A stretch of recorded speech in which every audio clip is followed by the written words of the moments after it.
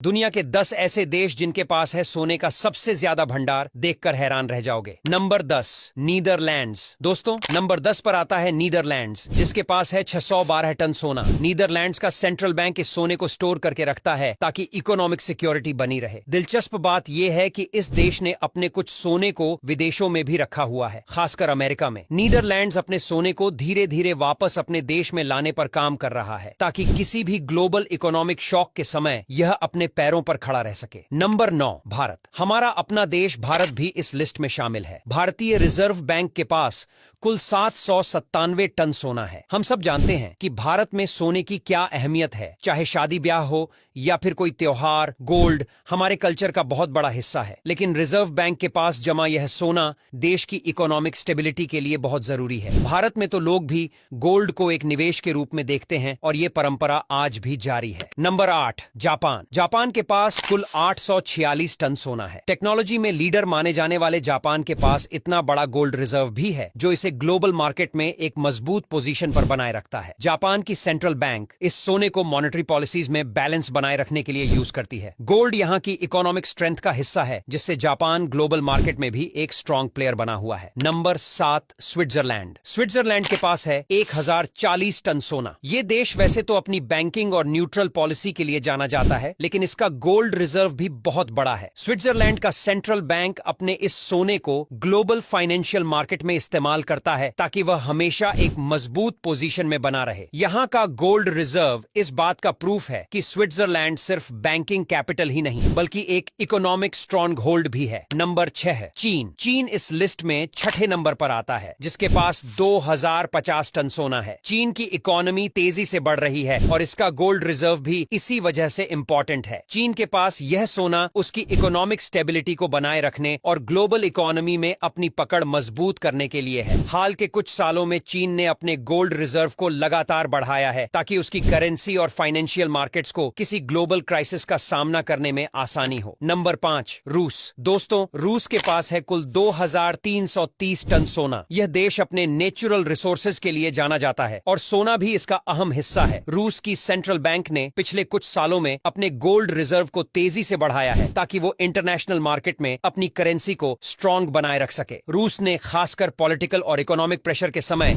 अपने gold reserve का बहुत स्मार्टली इस्तेमाल किया है। Number 4, France. अब बात करते हैं फ्रांस की, जिसके पास है कुल 2436 टन सोना। यूरोप का यह बड़ा देश इकोनॉमिक तौर पर काफी मजबूत है और इसके गोल्ड रिजर्व का बड़ा रोल है इसमें। फ्रांस की सेंट्रल बैंक इस सोने को इंटरनेशनल मार्केट में ग्लोबल इकोनॉमिक क्राइसिस के समय अपनी इकोनॉमी को स्टेबल रखने के लिए यूज करती है। फ्रांस के इस गोल्ड रिजर्व ने इसे यूरोपियन मार्केट्स में हमेशा एक मजबूत पोजीशन में रखा है। Number 3, Italy. इटली काफी खूबसूरत देश है, जिसके पास 2452 टन सोना है। इटली की इकोनॉमी काफी पुरानी और स्ट्रॉन्ग मानी जाती है और इसका गोल्ड रिजर्व इसे और भी मजबूत बनाता है। इटली की सेंट्रल बैंक इस सोने को अपने फाइनेंशियल सिस्टम को सपोर्ट करने और इंटरनेशनल मार्केट्स में अपने आप को स्टेबल रखने के लिए यूज करती है। इटली के पास इतना बड़ा गोल्ड रिजर्व होना इसे ग्लोबल मार्केट में काफी पावरफुल बनाता है। Number 2, Germany. जर्मनी के पास है 3391 टन सोना। जर्मनी यूरोप का सबसे बड़ा गोल्ड होल्डर है और इसका गोल्ड रिजर्व इसे दुनिया के सबसे स्ट्रॉन्ग इकोनॉमिक पावर्स में से एक बनाता है। जर्मनी की सेंट्रल बैंक इस सोने को ग्लोबल मार्केट्स में अपनी पोजीशन को बनाए रखने के लिए यूज करती है। इसके पास इतना ज्यादा सोना है